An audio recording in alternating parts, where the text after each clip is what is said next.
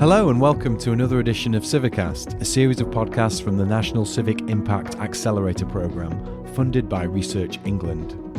I'm John Fell, Senior Policy Advisor at the NCIA, and on this special edition of CiviCast, we'll be taking a deep dive into the history of the civic university movement with Professor John Goddard OBE, in conversation with Tania Carregha at the Institute of Community Studies. This conversation was recorded at the historic Toynbee Hall in East London in October 2023. So we're here today to talk a little bit about the Civic University agenda and really go into the detail of where it comes from, what it means, and why it matters. And hopefully we can get to the point of talking about your vision, John, as one of the most foundational figures in the Civic University movement, and really explore how you see things now and where you see them going. I think the key word you used there, Tania, it was movement, because it is something that has a history, goes back quite a long way. The view is something new, but the relationship with the universities and their place goes back quite a long way. And it's always been there as an issue, but never part of the discourse about what a university is for. There's been a lot of writing about universities, but by and large, it's all been their contribution to thought and reflection and sort of study and teaching. And the role of the universities in their communities and place has never really figured much in writing and reflection and policy about universities. But universities can't help. They are in places, and they don't move. They are there. They are rooted in their place. So I think this goes back quite a long way. Absolutely. And I'd love to dive into that history. But just before we do, I think it would be great to establish what we're actually talking about when we talk about civic university. So how would you define this? Well, I think the word civic is quite a tricky word because it has a connotation with cities, but civic is wider than it's about involvement with civil society.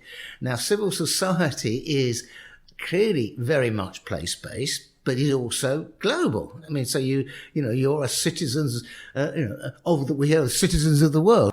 So the issue is how do universities and academics and staff of universities see their role as citizens of place, citizens of the world. And I think the critical issue for civic universities is universities don't actually have defined geographies. They don't have a boundary. They're not like local government, which has a territorial boundary, as clearly in line on the map. Universities are in places, but one of the issues for the civic university is the extent to which universities are not only in places, but are of places. That's quite an important difference, that in and of. So civic universities are of places. They are embedded in the life of the places through which they work. So the essence of the civic university, yes, it is global, it's involved with world knowledge and all the rest of it, but it's tied down or it's anchored in the local. Absolutely. And I think what you're saying about universities being of places makes me think of the rich history of universities. We've got 1,000-year-old universities in this country. And so it makes sense that they would be completely intertwined in creating the place as well as inhabiting it. So places that are deeply affected by their universities, what comes to mind for me is Cambridge, Oxford. It's impossible to separate Cambridge University and Cambridge the place. Well, the interesting thing about Cambridge and Oxford universities, which are the oldest universities in the country, in a sense, they didn't consciously create a place. They happened to be in a place, and they were essentially, in a way, detached. They were involved in creation of knowledge and its utilised and that sort of stuff, and teaching about it. They weren't institutions of place. The next generation of universities in the UK were in London. because London didn't have a university, and University College London was created with a very clear mission through Jeremy Bentham to be involved with the society. That was the mission of UCL. And the second major university that was created after Oxford and Cambridge was King's College. And King's College London was, interestingly enough, founded by the Church of England to be the antithesis of that Goddardless place on Gower Street, which was University College London. So you get an original sort of two proto-universities in London with different origins. And I think the important point from the KCL and UCL thing is the sense that when they were founded, universities have a certain sort of ethos about, what they are for and their origins. And then you had in the 19th century growth of non-London universities, particularly the universities in the big provincial cities, in Newcastle, Manchester, Birmingham, Leeds, which were created very specific. They weren't universities, they were proto-universities, but they were created particularly to serve the industrialization of those places, to help the industries.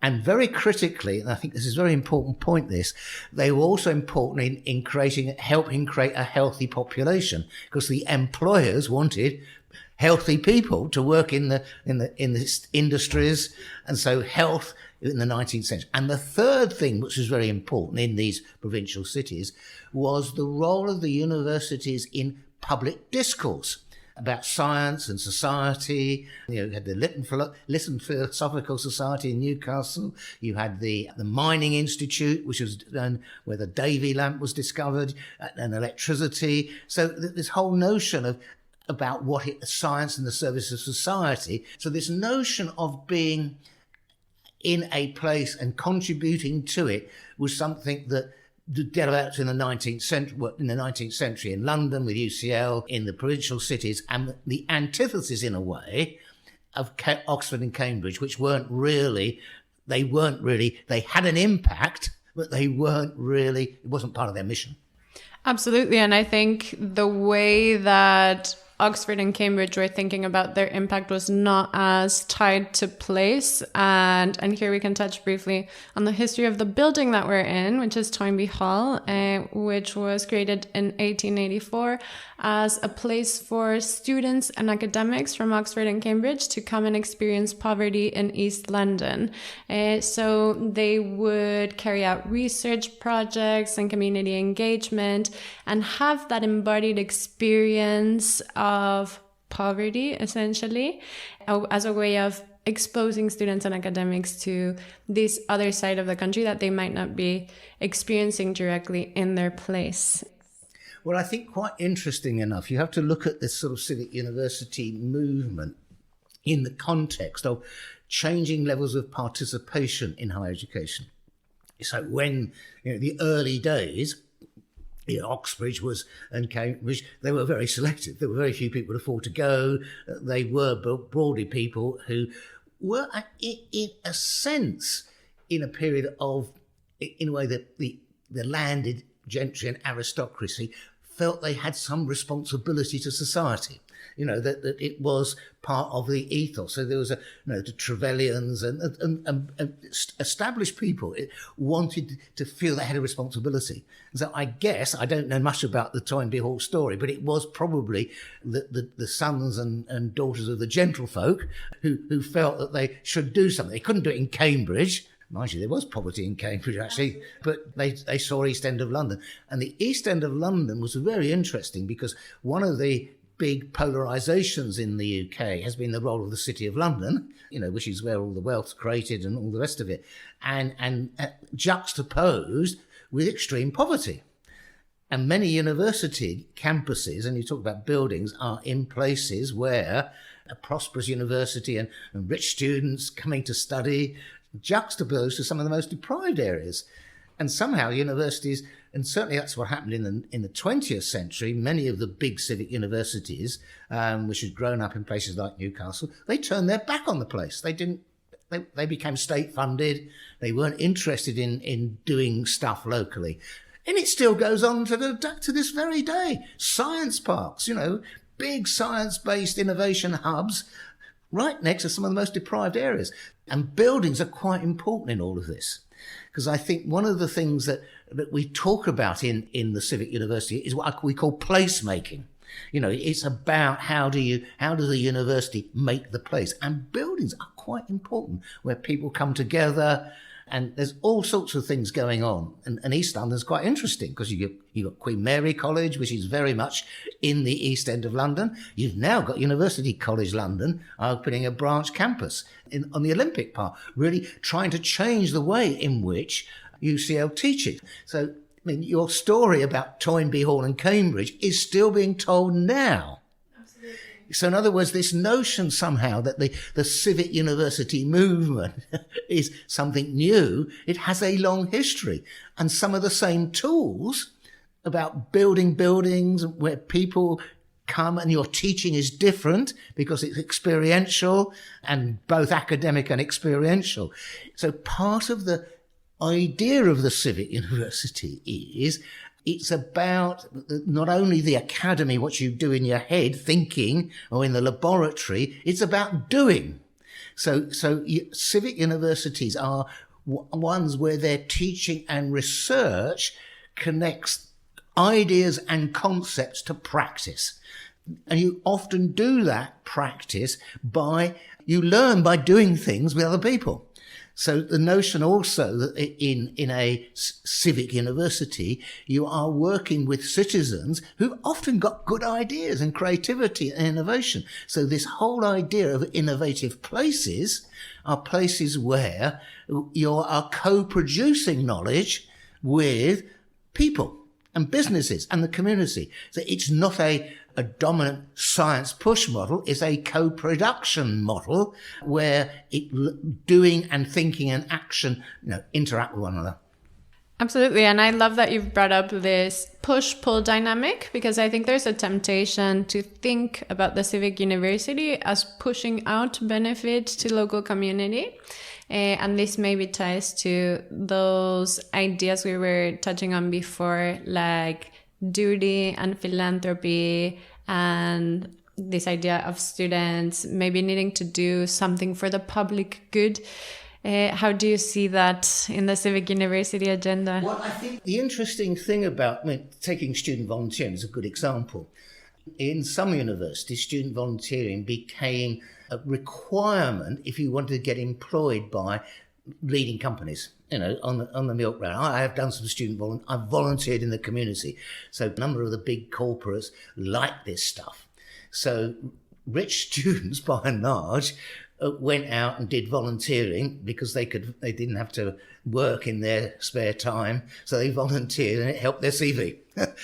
Now, the trouble is, it was a bit of paternalism in a way, so you get a middle-class kid rocking up in a school in a deprived area. Well, it wasn't the way to empower the local community. That is beginning to change now. What's been happening with student volunteering, so this is quite an important point, this one. Student volunteering is actually on the wane, partly because students are having to got loans, which they have to pay back, and they have to work. So students and particularly poor students, actually can't volunteer. So these are really quite deep political questions.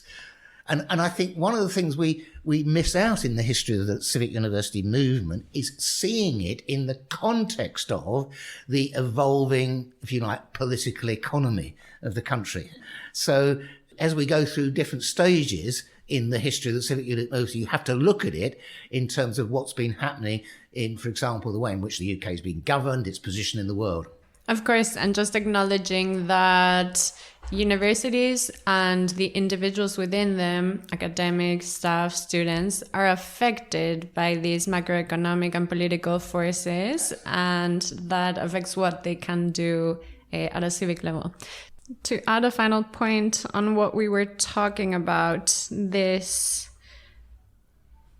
push-pull dynamic of universities pushing out things to the local community, but then also benefiting greatly from what they're receiving from their places. I think just to say that COVID has really made us revalue this idea of embodied practice and being in place and experiencing that place. I think getting a taste of what education would be without place through the virtual education that many people received throughout the pandemic really highlighted the importance of having that other side, that embodied side of the experience.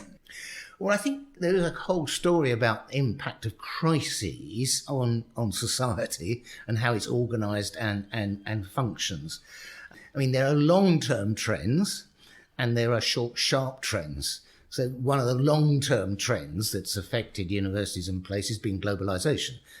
So the economy has changed dramatically, and globalisation has had an impact. And globalisation was in part impacted on the economy, but was partly created by the academy.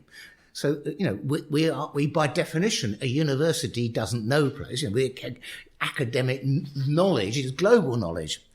And so the whole notion as transport and movement became easier, academics travelled widely, involved in conferences and all sorts of things. The academic conference was a global network. I once did some research on communications between the northeast of England and London, and I found that about a third of the people travelling on the trains and planes were academics going to and from conferences, flying across the world. So the academy is very much global. But on the other hand, what does it mean for them to be in a place as well? So you ask an academic, you happen to live in Newcastle, what does it mean to you to be a citizen of Newcastle? They drop their jaws. They'd never thought about it. So this notion that you are both global and local. Now, coming to the pandemic, that was clearly a global phenomena. And it was a crisis as opposed to, it was part of a long-term trend. It spread because of globalization, but its impact was local and locally very different. And what the pandemic taught us to do was actually collaborate more with each other, even though so you, at a very local level, you've got, street WhatsApp groups, you've got the medical academics talking to the social scientists about community and how disease was spread. We behaved in a different way as a result of the crisis. All sorts of new sets of relationships evolved in society, which were much more place-based. Across disciplines, people collaborating much more between local government, universities. There's all sorts of fascinating stories about the pandemic.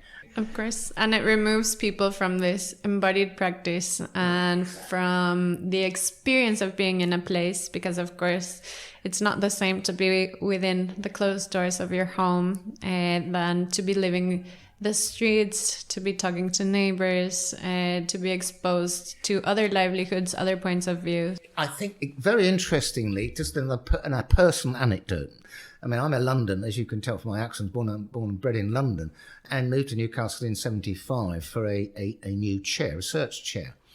And one of my mentors was a Swedish geographer called Torsten Hägerstrand. He talked about how his research was on how innovations diffused through personal contact. He was studying the diffusion of rural innovations in Sweden. And what he showed was that change, innovation came out of personal contacts. And you knew people. He measured it through marriage distances and so on. Anyway, he developed this notion as an academic called time geography, and how you look at people through time and how they meet often by accident because they're in the same time and the same place. And so when this job came up in Newcastle, and I said to him, should I go? And he said, if you really want to make a difference, move to a smaller place.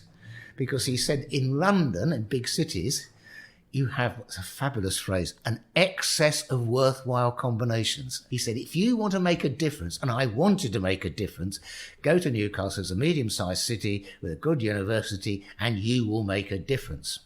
And these chance encounters can really be the thing that make a difference. So going right back to the Civic University, is the notion of the Civic University as a connector, orchestrating, facilitating connections between people and communities, business, civil society. It is that notion of the Civic University place facilitating interconnections. And that often needs key actors to do it. So part of the issue of being a civic university is have people who see their role as being connectors of people and place, and getting people from different walks of life working together and understanding each other. And one of the things I set up in Newcastle, which is now a global movement, it's called Common Purpose, where you get people from different walks of life over a whole year, one day a month released, to come and talk about what the major issues of a place. So we have a day on the crime and justice system, one on education, one on business, different sectors. And what you'd get was a cadre of people who got to know each other and their domains, and they became the graduates of Common Purpose. It's a very powerful movement, but it's about a place. That's wonderful. I love to hear about Common Purpose.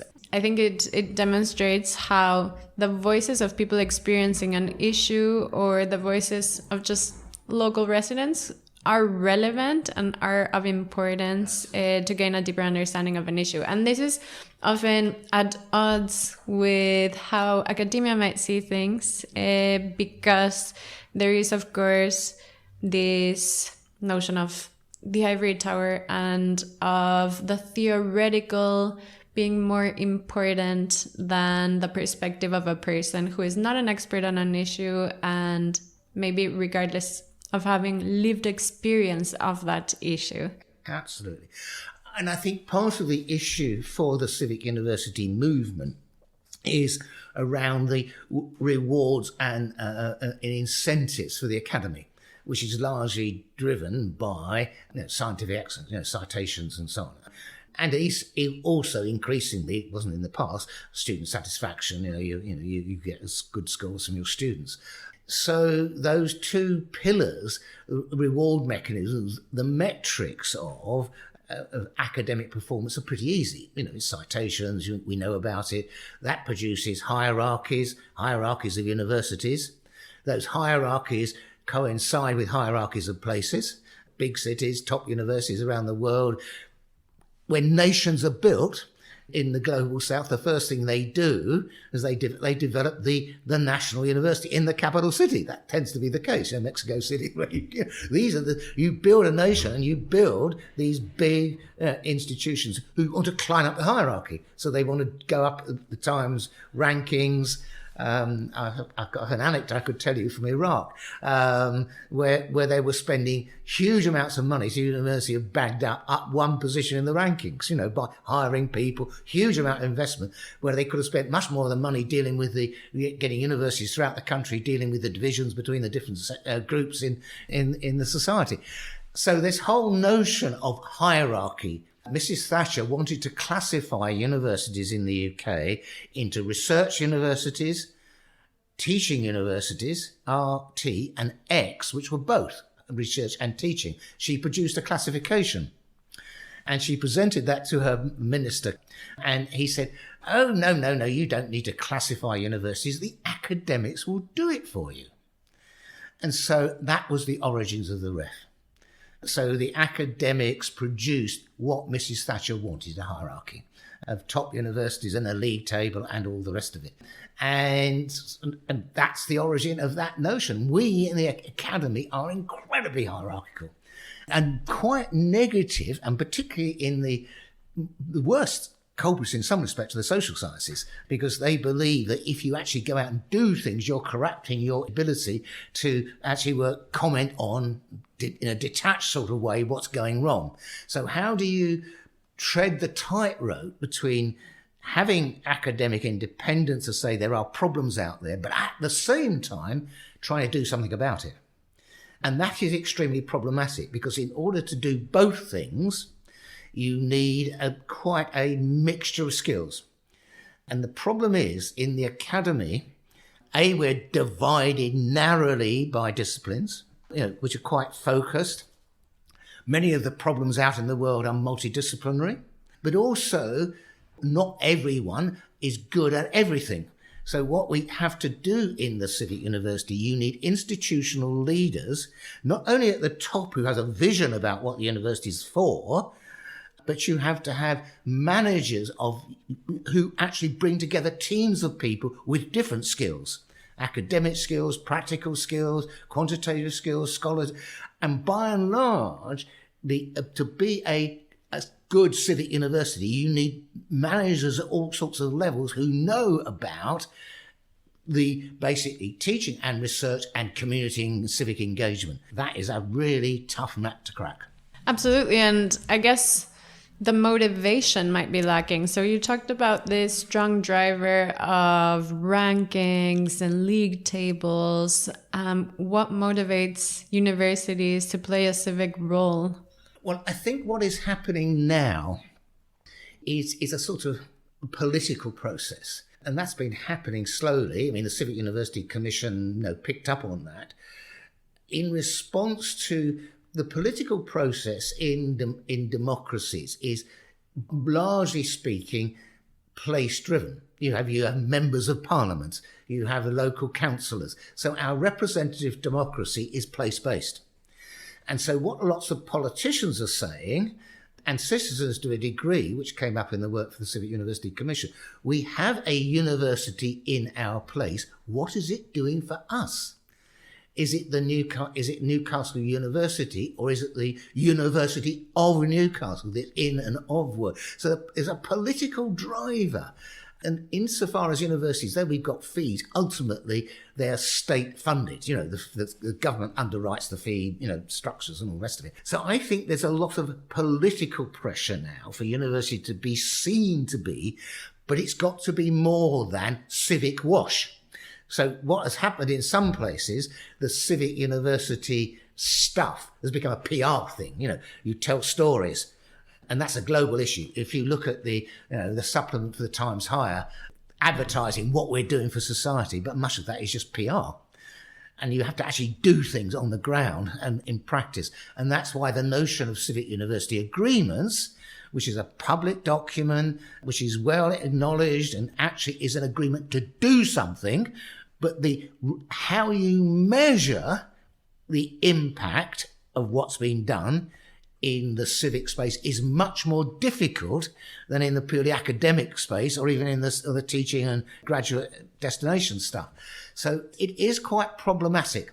And one of the ways you do that, in my view, and this is what we're trying to do in the NCIA, is you have to get, as it were, narratives, where you have to get people saying, my life has been changed because of what we've been doing. So getting these stories and understanding through many quarters about the experience of working with the university and the academy. So you were talking before about growing up in London and moving to Newcastle. So could you just tell me what brought you to the Civic University agenda? The University of Newcastle in 1975 created a lot of money for multidisciplinary endowed chairs. And it was the Deputy Vice-Chancellor then, Henry Daish, who my chair's named after. It was a geographer who created the University of Newcastle Development Trust to raise money for chairs in newly emerging disciplinary areas. He was a real visionary. So he created a chair in regional development, which I applied for and got. And the issue was regional development was something which was classically multidisciplinary. It wasn't just geographers, it was planning, sociology, politics. And I created a multidisciplinary research centre with associate directors.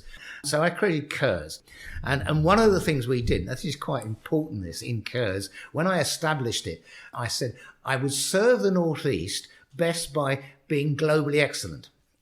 In other words, there'd be various centres studying the North East and they hadn't gone anywhere because they were just local. So the CURS mission was to be globally excellent to serve the region. And they had a cartoon in the local newspaper when they interviewed me when we were launched. And he said, this is the centre, and they had a picture of someone pushing a bike across the Tyne Bridge with coal on the handlebar. And he said, this is the centre that refuses to carry coals to Newcastle, which is a metaphor that we were trying to do something globally but helping the region. Anyway, we were very successful. And one of the things we got into was the role of science and technology in underpinning regional differences in economic performance. And then we increasingly found that the universities were critical to all of this. That we had firms here, universities there, and no communication between the two of them. So how could you build links between business and the university in the whole area, which is now called technology transfer? So we started that whole movement of regional technology centres, blah, blah, blah. And then out of the blue, Lord Deering was commissioned by the government, a royal commission on the future of higher education. He said, we want to put some evidence into the Deering Commission on the civic role of universities. So we produced this report, and it was an unbelievable task. We had 10 weeks to do this report called Universities and Communities. And we wrote to every vice-chancellor in the country and collected loads and loads of data and summarised it in this report on universities and communities. It had a huge impact on Deering in what he wrote in his report. He came out with this very clear statement about universities' obligations to their region as partnering with their region. And I could read the quote for you, but it was very influential. And then when there was a new government, a Labour government, set the regional development agencies up, the regional development agencies, and particularly in the North East, I helped write the first regional economic strategy for the North East. And one of their strategy strapline was putting universities at the heart of the regional economy. And we had this whole view that you had to take not just science and technology, you had to invest in the arts, you had to invest in creative industries. We created an outfit in Kurds called the Creative Industries Unit. We started working with the Arts Council, Northern Arts. But in a sense, the RDAs were critically important in creating an infrastructure which remained there for 10 years, basically, until the coalition government abolished them. But a lot of that infrastructure and approach to doing things carried on. So since then, what have we seen as big milestones? Well, I think the other key milestone, when under the coalition government, when you had austerity big time, very interestingly, because they started the fees regime, well, whereas local government, which didn't have a legal responsibility for economic and community development, that wasn't their responsibility. They were losing people and resources. The universities became really important resources for local government, because the RDAs had gone. So we had a lot of intelligence and capacity to do things in our place. So lots of universities got heavily involved in sort of economic development and community development when the RDAs went. So they filled an important gap. But then there was the other really key milestone, I guess, was the 2017 Higher Education Act. Because that act, in effect, it got rid of the Higher Education Funding Council, which wasn't the planning council, but nevertheless supported regional associations of university in every region, which were voluntary, but nevertheless they were quite important networks, universities working together with the RDAs and carrying on after that. That act basically marketised universities big time. They had to compete, go get higher level fees, they could go international. They created a very powerful structures of regulation, office for students. The ref became more important. And one of the pieces of work that I did, which I think was quite influential, I got a lot of data together on the financial performance of universities with this deregulation and competition. And I analysed that data with some colleagues quantitatively and linked it together with place. So what we found is some of the most financially vulnerable institutions were in the most deprived places, where the universities were absolutely critical to the well-being of the place as major employers and all the rest of it. And that was dynamite. That paper went around everywhere. And interestingly enough, it affected the thinking in the UPP Foundation. The UPP Foundation setting up the Civic University Commission, that was 2019, I believe, and the report Truly Civic. Can you tell us about that? Well, I think the critical thing about that was, having a superb local and central government leader in Bob Kerslake as its chair. He was very much new place. He'd been the leader of, the chief executive of Sheffield City Council. He went on to be head of the Home Civil Service. He first went to the Ministry of Housing and Local Government and then moved to be head of the Home Civil Service and got a lordship and was a crossbench peer. But he also coincidentally was chair of governors of Sheffield Hallam University. So, he was very much involved with the university world and the local government. So in a person, he had both parts of the civic stuff. He knew about local government and place, and he knew about universities. And Sheffield Hallam had, in Chris Husbands, a geographer who knew about, the whole issue of all this stuff. Anyway, Bob Kerslake then, and Richard Brabner heard, I did a piece of work for the Welsh government about the civic role of universities and went to the launch of it in Cardiff. And Richard Brabner was in the audience and he rocked up to me and said, we're having this Civic University Commission. Will you join it? So I said, yes, that's interesting. And he said, well, you must go and meet Bob Kerslake.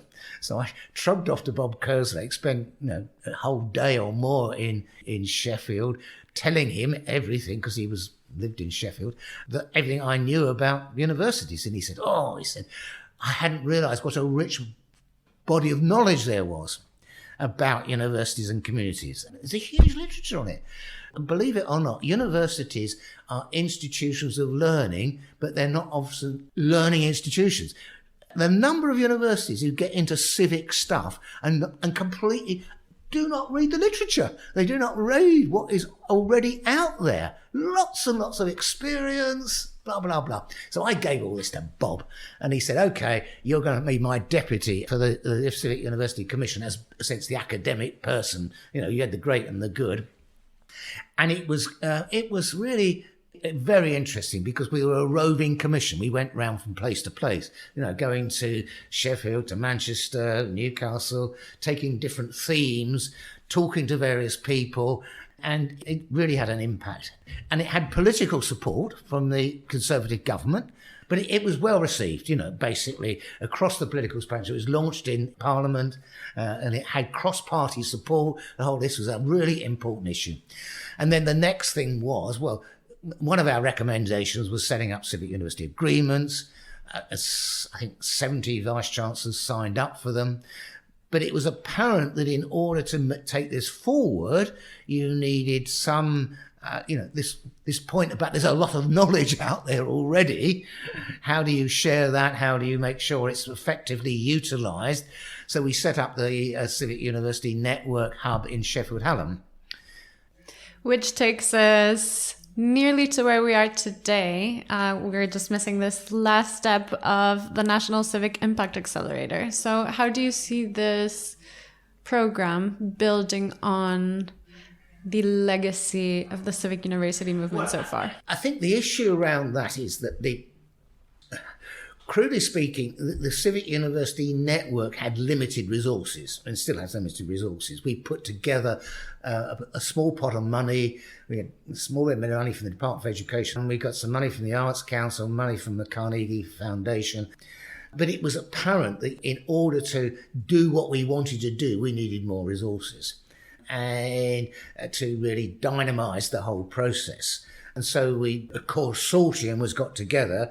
And the important point, that consortium involved Sheffield Hallam University, but involved the Institute of Community Studies, involved NCCPE and American University of London, and Birmingham University. So it was a consortium bid, as it were, to develop the accelerator programme. And the accelerator is involved in a range of things, of which part of the thing is finding out all the knowledge that is already out there, actually mining it, getting ways of framing it and getting people to learn how to do it, doing practice. All the things that I've been talking about, in a sense, are embedded in the way the NCIA is operating. It's about doing things, reflecting on things, shaping policy. So in a sense, although I'm not being directly involved in shaping it, the NCIA embodies much of the philosophy that I've been talking to you in this interview. It's there all through the system, as it were. But where it goes, I think, is quite an important issue, because I think there is a real window of opportunity right now, in the sense that there is a potential change of government where devolution is a big message that's coming through. Local government is going to be empowered to do more things by a Labour government if it's elected, and they're going to need capacity to do it. Civic universities could be playing a key role in helping that capacity delivery stuff. Research and intelligence, turning theory into practice. And I think there's a real opportunity to get the universities involved in the devolution agenda. And it's got to be much more than just devolution of R&D expenditure. I think the whole notion, which has been round, you'll see it in quotes from the Deering report, it's in the Civic University Agreement, of a contract between a university and its place. There will be expected deliverables. In return for public funding, universities will need to put in place capacity to develop both the knowledge demand and knowledge supply side. So they'll have to work in partnership, both to reach in and reach out, with business and the community and the creative sector in a place. And so that will need quite a lot of institutional change on both sides. But there is a window of opportunity right now to be grasped. Absolutely, I agree. And I see you as an encyclopedia of knowledge and just such a rich resource for the NCIA, as you hold this memory of things that have happened on the civic university movement so far. And you are able to just remind us that, of course, we're not reinventing the wheel here. Exactly. It's been done. So thank you very much for sharing your wisdom today. This has been really insightful. Thank you to Tania Carregha from the Institute of Community Studies for her fascinating conversation with Professor John Goddard OBE. You can find out more information and links to the Civic University Network and the National Civic Impact Accelerator in the text accompanying this podcast. We hope you enjoyed this special edition of CiviCast, and we'll be back with another episode soon. Until then, thank you for listening.